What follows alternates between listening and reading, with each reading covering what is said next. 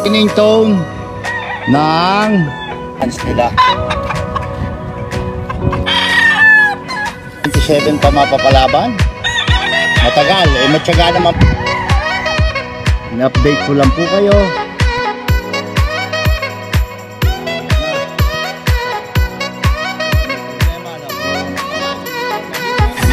Nagpalit ng balahibo. Nagpalit na. Ginamitan ng winning tone ng 4 months na po. Bali eksakto 120 days. From July 16 to November 16, 2024. Tingnan po natin yung kanilang physical appearance. Ano ba? Uniform po ang kulay. Uniform din ang kanilang health status.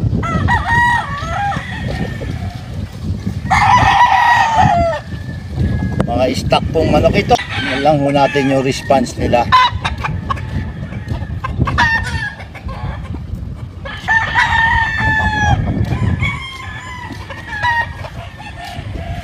Federing po nila, ang balahibo, yung mukha, yung mata. Mak.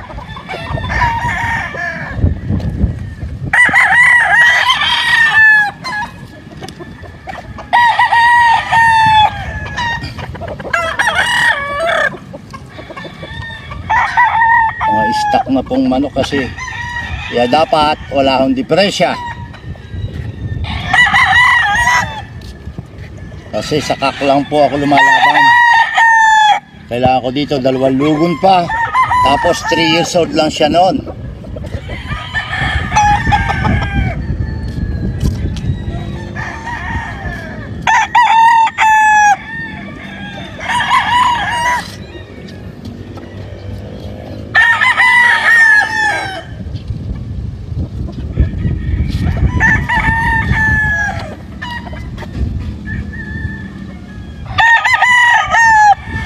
So ilan ba sila napili ko na pang ano ba ngayon 2024 para maging 3 years old na minimum ay dito 2026, 2027 pa mapapalaban. Matagal, matyaga naman po ako sa ganon.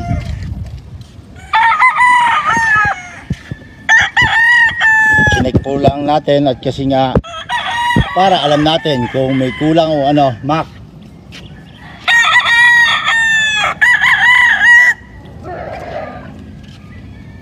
so wala po ako masasabi dito sa winning tone. Talagang balansyado, 16% lang ang CP. Basta regular lang ho ang deworming, delousing. Opo, lagi po ako kailangan ko yung station ay maayos. May taas kung maaari kasi sapat ng laban. So ilan ba sila? 1, 2, 3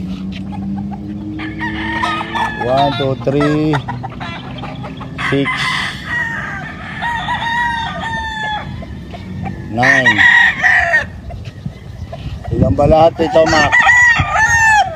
3, 6, 9 12, 13 13. Ito word slasher lang ho nilalabanan. E di meron ng reserve.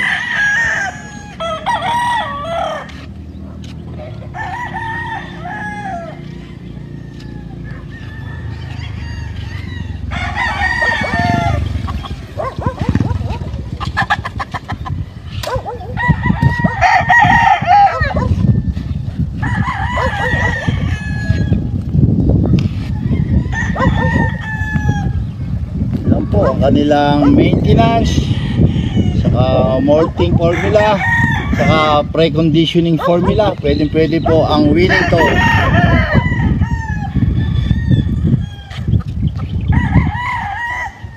In-update ko lang po kayo sa progressive poultry supply, tamang nutrisyon para may proteksyon.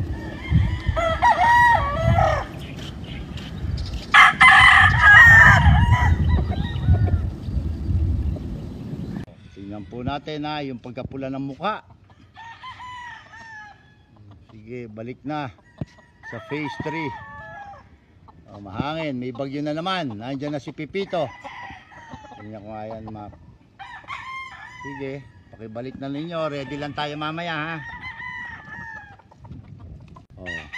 Ingat lang sa pagbabalik ha.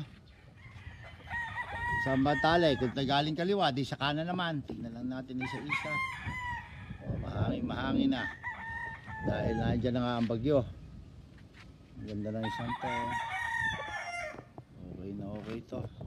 So wala may problema. Buo ang katawan, uniform ang hipo, itsura, yung nganik oh. Isang yan oh, nagdurugo ang paa. Pati ito. Ganda na sukat niya. Kahit gawin niya 4-5 taon yan, pwede ilaban. Sige. Balik na lang sila. Kanya-kanyang pwesto ha. Tanda ko naman yan eh. Huwag pagpapalit-palitin. Ganun po ako tumutok sa manok. Halos araw-araw. Hanapan po natin ng pintas. Kasi ito bago ilaban ay another 2 years pa. Kalugo, isang lugon pa lang. Kailangan another 2 para hindi tayo maargabyado sa edad. So walang problema, isang hipo ng katawan ano, naipo ko rin naman eh. Ganda rin na isang to. Sige, magtatapos na sila na lugod. Tandaan nyo po, wala, balik na. Pag gaganyan po mga 2 taon, ready na po ng December yan yung balahibo. Saka kumikilos na yan. Pero pagdating po ng January, saka pa lang po pwede yan 3, 4, 5 years old. Sa tagal ko pong naghahanda ng kak. Hindi natin itong mga straight comb. Sabay-sabay po sila. Nagpalit ng balahibo.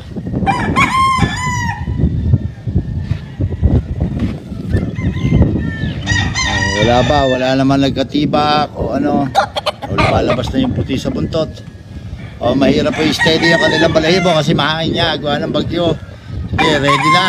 Okay, pwede na yan. Walang may problema ha. Ayoko na may sakit. Hindi po. Nag-update lang. Okay na. Pakibalik nyo na lang.